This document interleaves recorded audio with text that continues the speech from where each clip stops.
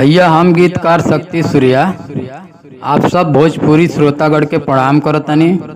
जैसन कि आप लोग के पता बा कि हम अपना चैनल पर डेली फुल फ्री सॉन्ग का वीडियो अपलोड करी ना, तो अगर हमारा चैनल पर नया बानी तो चैनल के सब्सक्राइब कर ली ताकि ये तरह का नोटिफिकेशन सबसे पहले आप तक पहुँचे। अगर इस सॉन्ग थोड़ा भी अच्छा लगी तो एगो लाइक कर दी, कमेंट भी बताई कि सॉन्ग कैसन बाटे। तो इस सॉन्ग बाटे प्रमोद प्रेमी का न्यूज जो सॉन्ग आइल बाटे या ड्राइवरवा वही ट्रैक पर देवी गीत बहुत सुंदर सॉन्ग बाटे। उम्मीद ना पूरा विश्वास बा कि आप लोग के जरूर पसंद आई। अगर बढ़िया से गावत नहीं तो 100% मार्केट में बजी जरूर बजी। तो चलिए अगर मुखड़ा सुनावत नहीं आप लोग के तो मुखड़ा कुछ प्रकार का बा।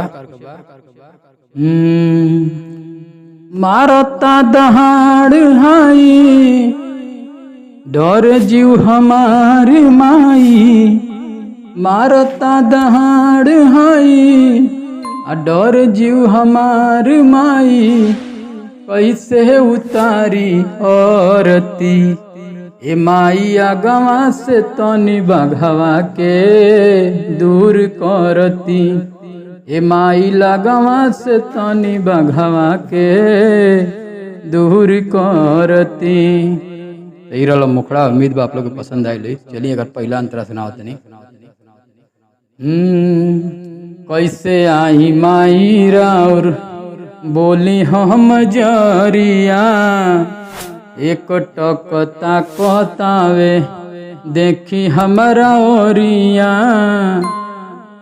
गंगा जी के पानिया सिर तोहरी चरनिया, माई हो पखरती ए माइया गवा से तनी बघवा के दूर करती, ए माई लगवा से तनी बघवा के दूर करती।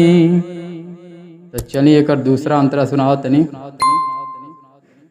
पर शादी लैनी नारियल चुनरिया, शक्ति सूर्या सिंगर राउर करे कर जोरिया, होता बिलाम माई तरसत मन माई, होता बिलाम माई तरसत मन माई, आके चरण धरती ए माइया गवा से तनी बघवा के दूर करती, ए माई लगवा से तनी बघवा के दूर करती। तो उम्मीद ना पूरा विश्वास बा कि इस सॉन्ग आप लोग के बहुत पसंद आई। तो चलिए हमारे चैनल के लाइक जरूर कर दी और कमेंट में बताइए कि सॉन्ग कैसा लगा। एक बार और रिक्वेस्ट बा कि अगर नया बानी तो सब्सक्राइब कर दी।